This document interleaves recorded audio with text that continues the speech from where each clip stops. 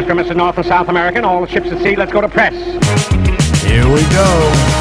Here now from the Crystal Cruises mobile studio with all of today's cruise and travel news and a bit of commentary. It's the guru on the seas himself, Tom Drake. It is indeed himself, and he's back at it on a Monday morning for the third time. And welcome to day one of our social media experiment.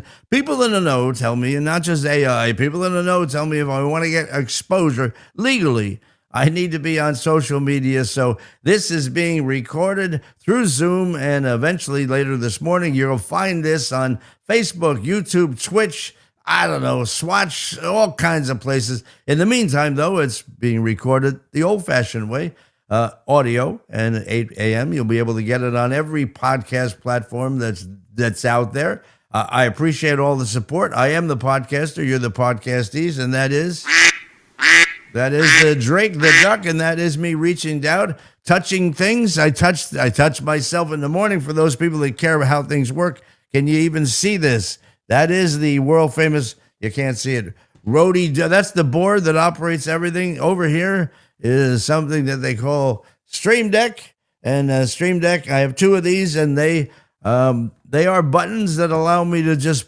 put things up quickly without even thinking about it, like tradition. Things that probably will get me bounced off Facebook because they're very, very, very much into what's copyrighted and not copyrighted. In the podcast world, not so much. In any case, welcome to the podcast. My name is Tom Drake. If you're here for the first time finding me on social media, this is called the Daily Cruise and Travel News Podcast because each day, Monday through Friday, 5 days a week, I get up in the morning and now I have to get up and get dressed. In the past, I get up, stumbled into a room, and I spent about 35 minutes telling everyone what is going on in the cruise and travel, car rental, hotel, hospitality. Actually, I don't do it. I have a team of people. As an example, I have Brooks. Brooks is all about crime and crime prevention. And here's what Brooks has to offer today. Good morning, Guru. Happy first day joining the millions hoping to make $6 with their YouTube channel. Here is another head on a swivel and not on a stick story. If you're thinking about taking a solo trip, a new report suggests you should pay close attention to where you're headed. Yep. Travel insurance company Squaremouth has ranked Venezuela as the world's riskiest destination for solo travelers, giving it a safety risk score of 9.74 out of 10. The report cites high crime, limited healthcare, weak infrastructure, and the fact that fewer than 10% of residents say they feel safe walking alone at night. The U.S. State Department also advises Americans to reconsider travel to Venezuela, with some regions carrying a do not travel warning.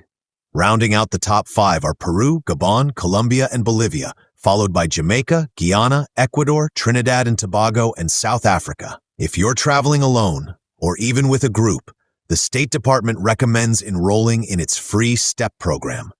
It provides security updates, emergency alerts, and can help U.S. officials contact you if a crisis develops.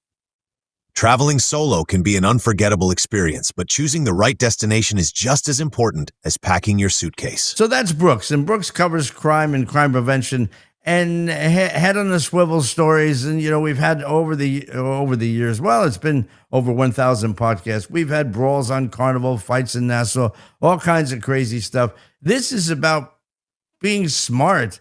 And one of the things I enjoy doing is reading these press releases and these stories and look at some of the names. This is a travel insurance company. Now, we're in the travel business with Best at Sea Tours, and we use Allianz and we use Travel Guard. I've never heard of a Squaremouth. The name just doesn't instill a lot of Squaremouth. I guess Squaremouth means you don't talk out of both sides of your mouth. It's square, so they can't. I don't know who came up with the idea. And this story and the fact that they're ranking Venezuela, do we need anybody to tell us that Venezuela is not safe? Do you need anybody? Now, I'm surprised at Colombia. I've been in and out of Colombia over the last 30 years, probably 40 times. And I don't remember, flown in and out probably 20. I don't remember. I never had a problem. Now, I will tell you, 25, 30 years ago, when I flew in there for Princess, by the way, if you're not familiar with me, I'm a headline comedian for the last 30 plus years in the cruise industry and have worked for every major cruise line. And that is why I'm the guru of the seas. What I do is I'm going to tell you the truth as opposed to, never mind, I'm in the travel business now. Shut up, you moron. I would fly into Cartagena and I would be picked up by two guys in a van and they put me in the back seat. They were in the front and they would tell me when we go out to the hotel, just get out and go in and stay in there for the night. It was okay during the day, but not so good at night. And that's true of St. Thomas. That's most islands. You have to be careful, really. But be careful. But if anybody is telling me they're on their way to Venezuela, they don't need my advice. They need a lobotomy. They need to, unless you have family there, you were born in Venezuela, it's not very safe. Now, I've said this almost every day lately. The State Department, they have one job to do. They have to cover their ass, well, two jobs, and justify their existence. So they put out these things that make you nervous. Well, I don't have any plans to go to Bolivia. I once had shares at a gold mine there, and sorry I did. Jamaica, we're well aware of Jamaica. They're in the middle of a inner battle there because the tourism minister said it's fabulous, and the prime minister declared martial law in several parts of that island. They have a problem. Guyana, I haven't been there a long time. I remember going into Dakar, Senegal, Africa, a long, long time ago for Cunard, for the Queen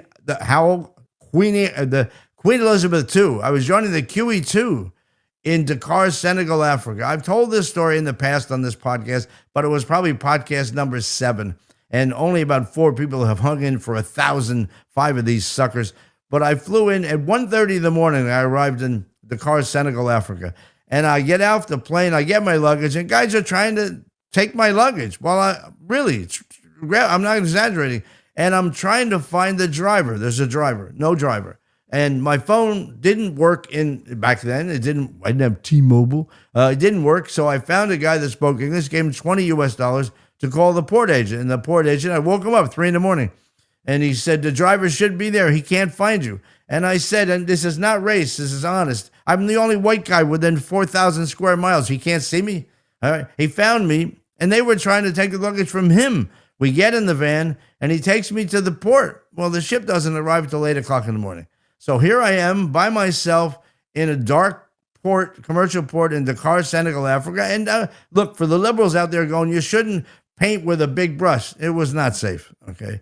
And I won't go on to the rest of the story. Getting into the hotel and there wasn't a room for me. I had to sleep on the couch. I didn't get a room, but the juggler did. That's another story for another day. There are parts of the world that are not safe, and you have to be careful. Now, I've been to Trinidad and Tobago in the last year.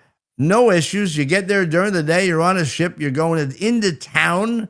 I wouldn't recommend getting in a cab with a driver. I wouldn't recommend this. Going outside of the port and finding a cab driver outside of the port. If they're not in the port, don't do it. And the guy said, I'm going to take you all around the island, and he's going to leave you there, and he's going to have your wallet.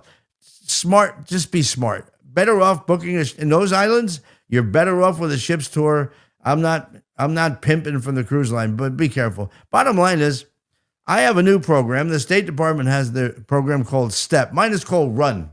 Run for somewhere else. These are places, unless you're really, really, really desperate to fill your bucket list, I would say move on. So that's how the podcast works. I'll be later on. Reese will be covering some stories.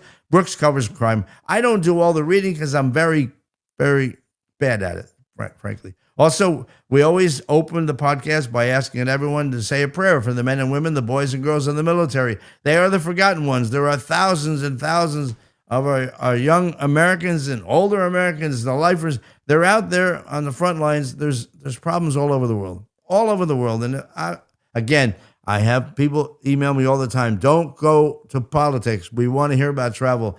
They connect. Travel and politics connect. This is a good example. There's a lot of politics in what I just talked about, but it's all part of it. But just say a prayer. I have a nephew that flies for the Air Force, and I mentioned it on Friday. He flew home the 4 soldiers that we lost. That's not easy. I mean, it's not easy. And, and we lost them. Don't go there. Just say a prayer for the men and women, boys and girls in the military. We always ask everybody to wash your hands and wash them off and say, sing happy birthday, take 20 seconds to stop norovirus so you don't get it. Soap and water, happy birthday. Sanitizers, you can Google it, chat it. They don't work. It's virtue signaling when they tell you to do that. If you're on a ship, use the sink. If you're on a ship, use hot water and soap. Even if you did it in your room, do it before you go into the buffet. Do it for yourself. Now, you still might get it. What did I just see? There was an outbreak, I believe, on, I won't name the ship, I forget. And they immediately went to the crew serving you. The crew serving you so you don't touch the tongs. It doesn't really work because you're going to touch the elevators. You're touching the handrails. You're touching everything else. So the best way is to protect yourself. Hot water, soap and water, sing happy birthday. We talk about T2T.org. That's Tunnel of the Towers right now. They have a part of the Twin Towers. They're on the road with it. It's in Denver, Colorado today at the Wings Across America Space Museum. If you live in Denver and you have time, go take a look. And remember, 9/11 was only 25 years ago. We have a tendency to forget that. There were all kinds of Fauci stories over the weekend. Pandemic, we've forgotten the pandemic. We never found out where it really came from. We never found out who did it. We moved on. Americans are like that. We move on. It is what it is. So I do want to mention, if you want to reach out to my company, our company, my wife is the president of Best at Sea Tours. You can reach us at 866-723-7874. If you want to reach me about any of this, you can reach me at the Drake Podcast. Easy enough. The Drake Podcast at gmail.com. I have many email addresses, some very corporate, some very, This is the easiest. The Drake Podcast at gmail.com. Time for a quick commercial. Hey, it's BJ here. Have you been dreaming about escaping winter? Yeah. On a fun-filled Caribbean cruise? Yep. If you're looking for 7 unforgettable days of sunshine, laughter, and great entertainment, America's Funniest Cruise is the vacation you've been waiting for.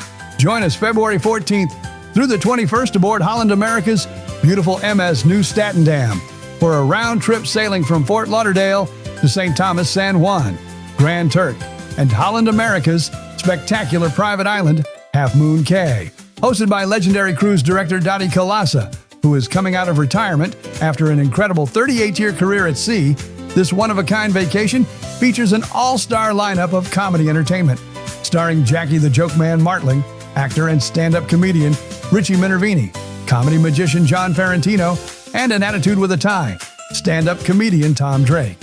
Throughout the week, Dottie will host all of the exclusive private events, including multiple headliner comedy shows, Dottie's Liars Club, John Ferrantino's magical paranormal presentation, private cocktail parties, meet and greets, and plenty of more fun along the way. You'll also enjoy everything Holland America is famous for: world-class entertainment, exceptional dining, 10 bars and lounges, outstanding service, and unforgettable ports of call. To enjoy all of our exclusive comedy events, you must book through Best at Sea Tours. For more information, visit bestatseatours.com. Join us for America's Funniest Cruise. To enjoy all of our exclusive comedy events, you must book through Best at Sea Tours. For more information, visit bestatseatours.com. Join us for America's Funniest Cruise. 7 unforgettable days of sunshine, friendship, and non-stop laughter. And he does say it twice for a reason. I want everybody to understand, in order to enjoy all those extra shows, you do need to book through our company, bestatseatours.com. When I say extra shows, Holland America has, like he said, 10 bars, B.B. King's Lounge, Rolling Stones Lounge, a piano bar, plus their own entertainment, world-class entertainment in the world stage. Now, it never fails. Dealing with cruise lines can be a challenge.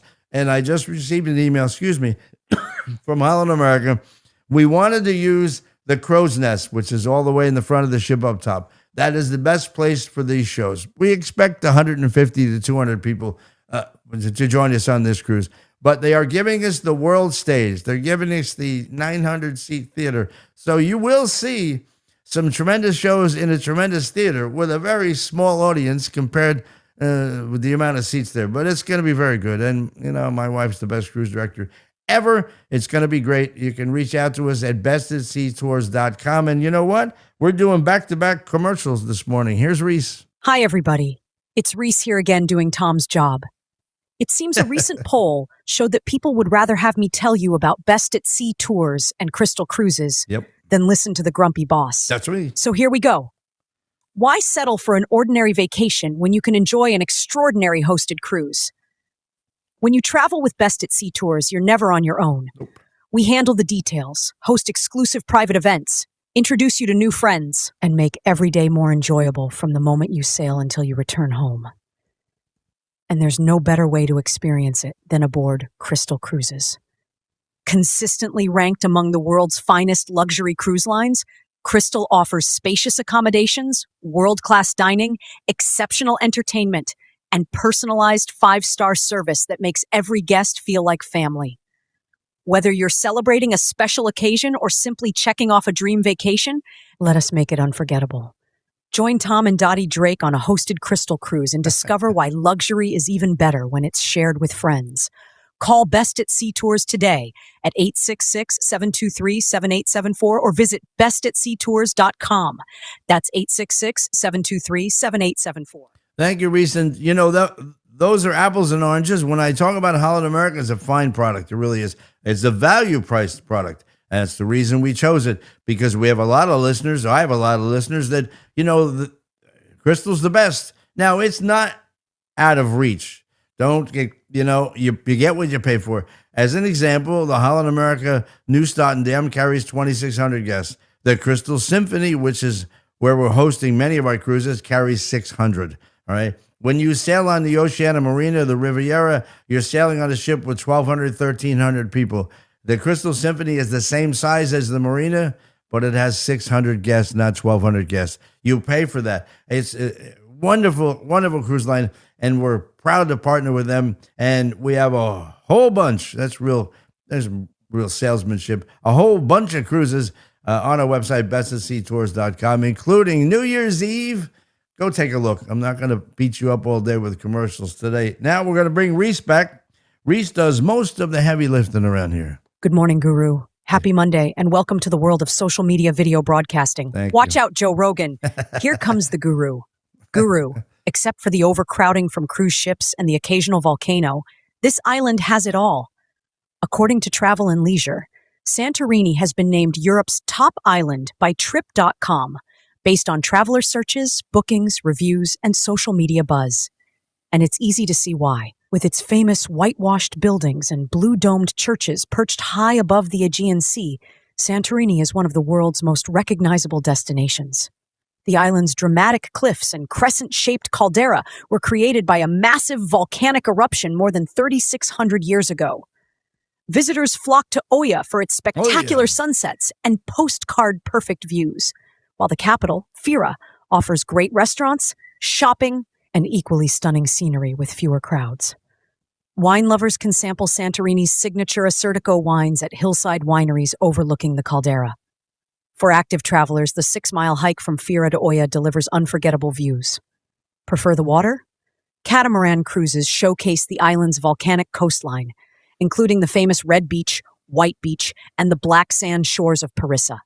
Add luxury cliffside hotels, outstanding food, and unforgettable sunsets, and it's no wonder Santorini continues to top so many travelers' bucket lists. Now, that's in today's podcast because I hope to reach a whole new group of people. If you've listened to me for 1,000 podcasts, you know Santorini is truly one of the most beautiful places in the world, and certainly in the Greek Isles. Compared to Corfu or Mykonos, Mykonos is also lovely, but nothing as majestic as looking up at Santorini. The problem with Santorini, as we all know, it's too crowded, and they're trying to fix that by charging a lot of money to go there on a ship and take you around the back and make you schlep to get where you want to be. But I put it in there because it is interesting, and the article is lovely, but it doesn't mention the number one problem with Santorini, over tourism. There's just too many people there. If I was booking a cruise there, if someone wants to book a cruise there, I think I would go on, I think it's called Ship Scanner. They know a year in advance, and then more than that, what ships are coming in. I would try to get there on a day when no one else is going to be there, but it would be hard. With software now and AI, I'm sure I could figure that out. If someone said to me, I want to go to Santorini, but I don't want to go when there's 5 ships in, I only want to go when there's 2. There was never more than 2 ships. Now there's 5, and they're the mega mothers, and they're 5,000 people, and they're honestly, they're not spending a lot of money in port. They're going to go back for lunch. It's expensive. Now, when we're there, the wife and I were together on ships for 30 years.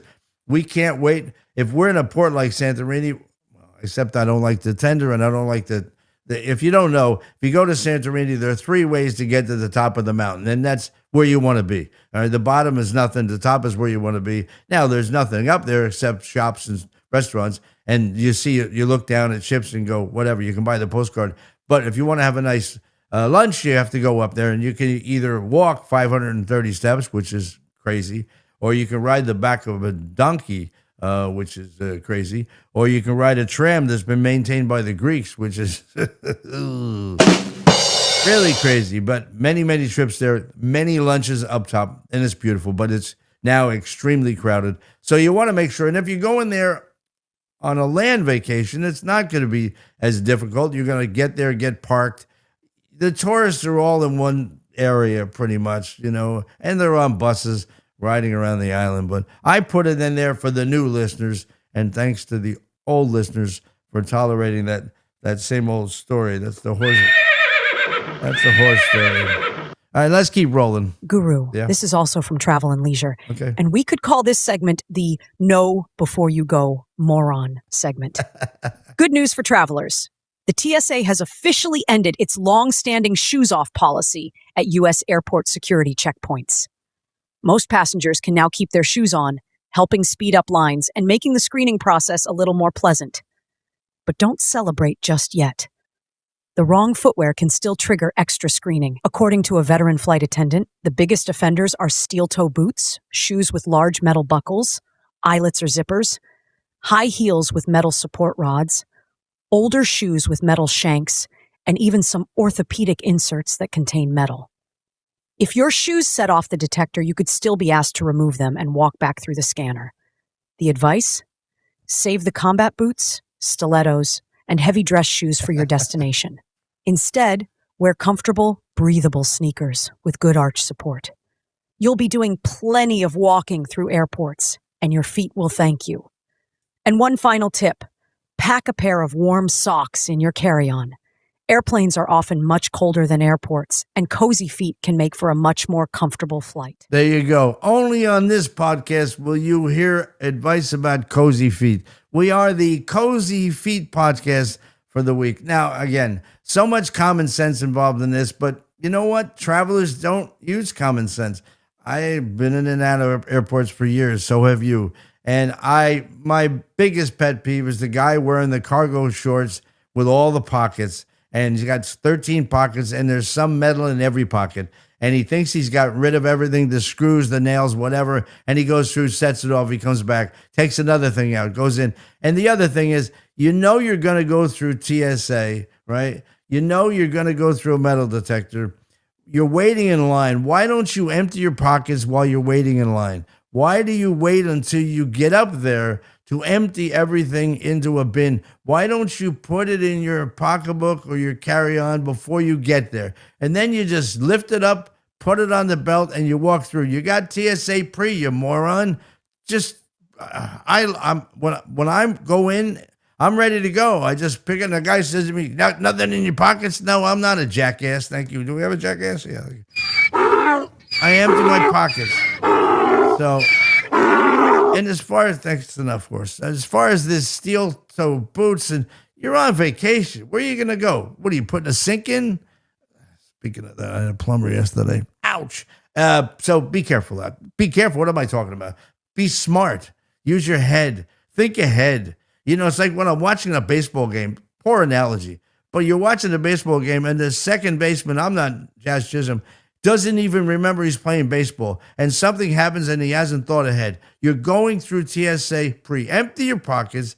Make sure you have just casual shoes on, not your work boots, not your boots for riding your Harley. What are you doing? I'm getting depressed now with that story. I really am. Let's keep it rolling today. Guru, Yeah. I think you mentioned how low the Danube's water levels are the other day. Yeah. Here is a follow-up story. The scorching European heat wave has revealed a remarkable sight on the Danube River. Record low water levels in Serbia and Croatia have exposed shipwrecks that have been hidden for decades. One is a cargo ship that sank in 1937. Even more dramatic are several German World War II vessels that were deliberately scuttled in 1944 as Nazi forces retreated. Some still contain ammunition and are now creating hazards for modern river traffic. The drought isn't just uncovering history, it's disrupting today's economy. Barges are carrying only a fraction of their normal cargo because the river is so shallow, delaying fuel shipments and hurting tourism and fishing. Experts say prolonged heat, little rainfall, and climate change are combining to push parts of the Danube to some of the lowest levels ever recorded. Sometimes history really does rise to the surface. All right, here's the deal. You know, if you listen to me, I get a little crazy when the media wants the narrative that they want. The words climate change in there, I drilled down. I had AI looking into it. They're in the past 100 years, this has happened, okay? It isn't about climate change, maybe a little, but it's just happens. It's cyclical, but it's bad. It's really bad. And for the people that are booked on river cruises right now, that's a problem. They can't go down the river, so they pull over and they put you in a bus, and you're suddenly on a bus tour of Europe, as opposed to and one of the advantages of the social media that I have now is that I'll be able to put actual pictures. You should see. It's stunning. I mean, obviously, it was not that far below the waterline in the first place. These riverboats were sailing over Nazi ships that were sunk, not 20 fathoms under the sea, like 6 feet. And they're popping up all over the place. But it's really quite dramatic, as it says here in the podcast. So if you're interested in that kind of stuff, you can go ahead and Google it, and you'll see some video and some coverage. If people are on riverboats right now, you're kidding me? This is like better than Viagra. They have pictures of a Nazi U-2 boat, whatever it is, stuck in the water. This is a once-in-a-lifetime opportunity for Americans. We go crazy for this. I mean, I'd like to say, what could be better than that? Probably nothing. They came home. How was the river? Well, it was not a river, it was a stream. But boy, did we see some Nazi ships. No one's seen them before. In Croatia. I don't even know where the river is, Croatia. There's always water when we go up there. So anyway, that's today's story on that one. And I'm really, by the way, I'm well aware, if you're watching this later on social media, that I'm blocking our own logo. You can't believe how difficult this whole thing is to prepare. And finally, Guru, to end your first video adventure on a happy note, please, here is some news from our friends at the Rat Blog. Passengers aboard the 180-guest river ship Anna Katharina got a terrifying wake-up call early Friday morning when the vessel slammed nearly head-on into a lock gate and quay wall on the Danube River near Vienna, Austria. The crash happened around 4 a.m. while most passengers were asleep. The ship's bow was crushed on impact, and 14 passengers suffered minor injuries. 6 were taken to a local hospital with back, chest, and neck pain, but were treated and released within hours. Emergency crews quickly boarded the ship to make sure no one had gone overboard and to inspect the hull. Fortunately, despite the extensive damage to the bow, the vessel remained watertight. The Anna Katharina, operated by Scylla AG for Germany's Phoenix Risen, carries up to 180 guests and 40 crew members. The public lounge at the front of the ship appears to have been largely empty at the time of the collision. Authorities are now questioning the ship's 49-year-old Polish captain. Don't go there. Investigators will determine whether the crash was caused by human error, a mechanical failure, or another factor. That investigation is expected to take several weeks. You know what? I'm anxious to hear this investigation. You can try to think, how can this happen? Head on. I don't know whether, again, this is the Rat Blog. This is Cruise Hive. And they get half the story, but they're usually better stories than anyone else, because travel, how it works is I go on all of the trades, travel and leisure, cruise industry news, maritime executive, sea trade, and I look for stories that they've covered, and then I take bits and pieces of that and build my own story, and I cover it and offer the commentary. So Rat Blog, they're really handy, but they only have half the story. There's no word yet on whether that ship was docking. How do you hit it head on? Now, it says a lock, but I saw the ship. You should see the front of the ship. The nose is gone. I mean, literally, like a head-on crash. Is it mechanical? Oh, now I've been around over 30 years. I'm well aware of officers that fell asleep on the bridge. This is years ago. Asleep on the bridge because they've been out, whatever, and the ship was on its own with autopilot. It happens sometimes. And now the captain was not awake at 4 a.m, unless he was awake and trying to dock it, and then maybe there's a mechanical issue where it wouldn't operate. But then no one was alerted prior to the crash, and the people that were injured, they fell out of bed. And immediately, probably people from the Northeast, oh, my neck, I can't, my arm, they were all treated and released, but they all have a record now. You have to have a record. You have to have something in writing that, don't email me about that. Make them Irish. I have a bit of a back here. I have a bit of a back injury there. Make whatever nationality you want. Bottom line is, we don't know what happened. And I love doing stories where we don't know what happened. And later on, we'll find out what happened. And that's why this podcast has some value. You know now not to go to Venezuela. And you know now at 4 a.m, if you're on the Phoenix Rising, stay awake because you don't know what's going to happen. And you notice I didn't make any mention about the captain. He's 49 years old. He was asleep, unless he was on the bridge. I mean, but he was asleep when this happened. So somebody on the bridge, something happened. The captain probably found out the same time as the rest of the guests when he fell out of bed. And he fell out of bed, and I don't know how you say, if he didn't say yakshimash or chinkoya when he fell out of bed. He must have had some other words to say. All right, we're getting out of here. This social media experience is stressful. Not myself today. It'll be better tomorrow. I know people email me all the time. Why do you say it wasn't any good? It was good. I'm a perfectionist. Plus, I'm blocking my logo. The lighting isn't right. Already. Have a great Monday, everybody. We'll be back tomorrow. Thanks for the likes, the links, the shares. Thanks for everything, the support. Thanks for all of the new clients that we have. You are listening to the podcast. I appreciate that. And it's going to get bigger and stronger and better. I don't know where that came from. But anyway, have a great Monday. Wake up the duck. Where is the duck? There he is. Talk to you later. We're out of here.